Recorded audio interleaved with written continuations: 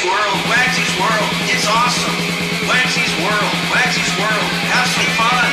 WAGSY'S World, WAGSY'S World, like and subscribe. Hey everyone, I'm Wagsy. Welcome to WAGSY'S World.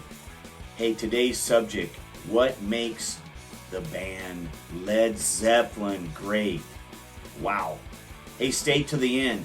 I've got a great bourbon review and tasting. So stay to the end. Okay, here we go. You know what, before we go, please like, subscribe, ring the bell. Gotta get that in. Thank you very much for that. Okay, Led Zeppelin, formed in 1968 in London. They were originally named the New Yardbirds, a couple of members being in the Yardbirds. Robert Plant, Jimmy Page, John Bonham, and John Paul Jones. The great Zeppelin. Their albums, the 1969 debut album was a top 10 album. They also released in '69 Led Zeppelin II, and that was a #1 album. 1970 was Led Zeppelin III.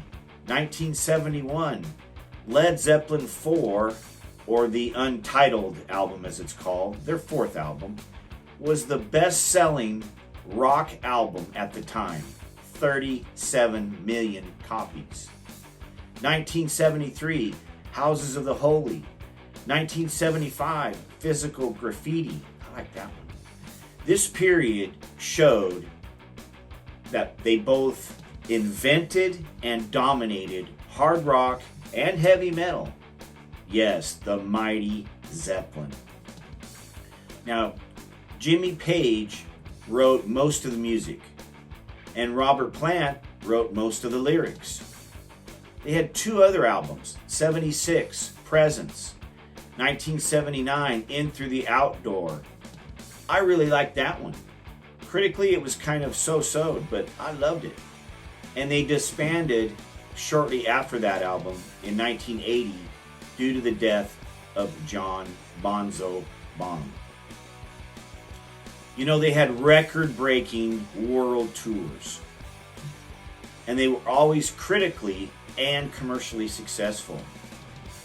And they tore up a lot of hotel rooms. I don't know if that made them great, but it sure gave them mystique. You know, they've sold over 300 million copies of albums. And they only released 8 different albums that created 300 million sales in copies. Incredible. 8 consecutive #1 UK albums and 6 #1 USA Billboard albums. Rock Hall of Fame 1995. Gee, I hope so. So many of the greats aren't put in there, but they didn't pass that one up, thankfully. And they're considered as much as an influence to the '70s as the Beatles influenced the '60s. I'm going to say that again. It's considered that Led Zeppelin influenced '70s music as much as the Beatles influenced '60s music. Led Zeppelin II, the album, is considered the musical starting point of heavy metal. I mean, listen to some of this stuff. This is why they're the great and the mighty Led Zeppelin. And their albums, they released them and they wanted them to be viewed as complete concept albums, meaning you were supposed to listen to them in their entirety as one experience, as if you would go to a movie or a play production. So because of that, they didn't get a lot of hits or singles because of the style of album they were releasing, a connected album, connected songs.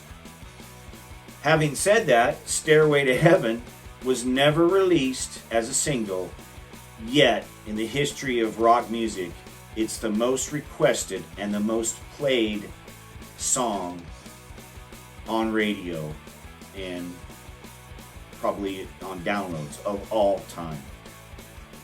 They've got tons of awards and tributes. Too many to name, really. I will name one, the Kennedy Center Honors, where the Wilson sisters did a cover Watch that on YouTube. That was tremendous. Now me, why do I think Led Zeppelin's great? Well, I mean, do I have a choice? Does anybody have a choice to decide if they're great? They're great. Like everyone, it's the songs, it's the music. They're incredible. What I think of, though, is how did they get to that point? Well, I think they're a top 5 talent in every category. And I mean top 5 of all time. So I think Robert Plant, top 5 vocalist. Jimmy Page, top 5 guitarist. Bonzo, top 5 drummer. John Paul, top 5 bassist.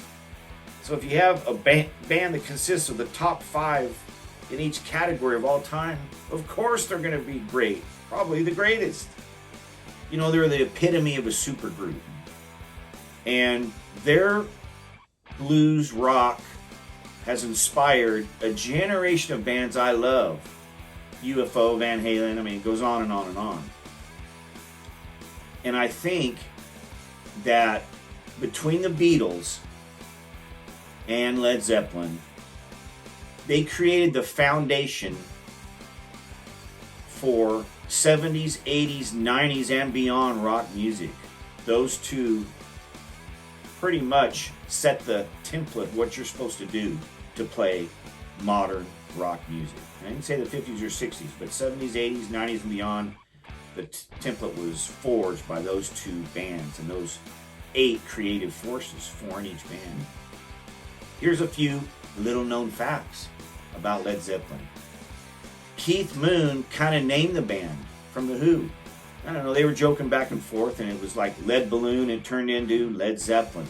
So he took a little credit for that, and was given some credit for it as well by the band. John Paul Jones, let's talk about him. He's kind of a musical genius. I mean, he plays the organ, the guitar, the steel guitar, the violin, the cello, and others. This guy can play any instrument. Here's another unknown fact. They were only on TV once, and that was on French television. I think it was like in '69. One TV performance in their history. Now, their debut album, they recorded the debut album in 30 hours. I mean, Brian Wilson and the Beach Boys probably took 30 hours on one chorus, but they recorded that album, their debut album, the historic album, in 30 hours at the studio. Amazing.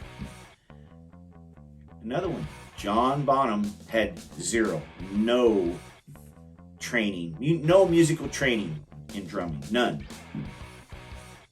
And that's amazing for him. No schooling, no nothing. Just, hey, this sounds good, I'm going to do this.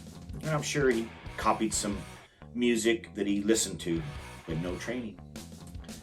And these are the things that make the great Led Zeppelin the great Led Zeppelin. What a band. Absolutely amazing. Okay, let's go to our bourbon review. So I'm basically going to pull this out of the Dallas helmet and do the quote review / taste. Horse Soldier Straight Bourbon. Now this, a little story behind this. In Afghanistan, there was a group of Green Beret guys that had to ride horses on some of their missions. And they said, you know, when we get done with this tour and out of the military, we should start making bourbon. Make a little bourbon company and make some bourbon. That's what they did. The label is actually metal from the Twin Towers. They put that on there in tribute to 9/11. And they also donated some of the proceeds of their bourbon to the 9/11 funds. Now, as far as ages and stuff, I think it's a 4 to 5 year old. Looks like it's 87% alcohol, non-chill filter. That's good. And it has a great color, just looking at the bottle. So let's move forward. Give it a smell and a taste. Pork pop.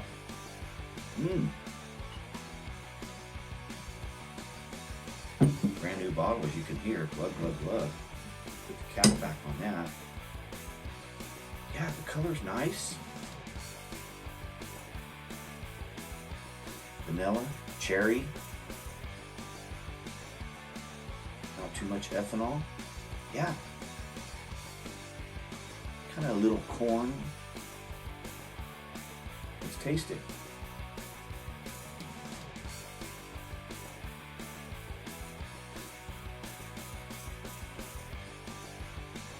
Oh, I like it. You know, it has that kind of like dry roasted peanuts.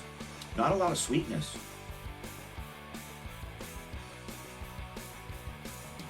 Yeah, the finish is medium, not a long finish. The initial flavor is really good, kind of roasted peanuts, a little corn. Pretty straightforward. I'm sure it would be great mixing with cocktails as a sipper. Bear in mind, if you like wheated bourbons or a sweeter bourbon, this won't be it. But if you like that, it's somewhat peppery. If you like that peppery and that kind of dry roasted peanut flavor, this is a good one. So there you have it. Horse Soldier Bourbon. Seems like a great group of guys and a great idea with the 911. I like that about it a lot. Thank you very much. Have a good weekend, and we'll see you next time. WAGSY'S World, it's awesome.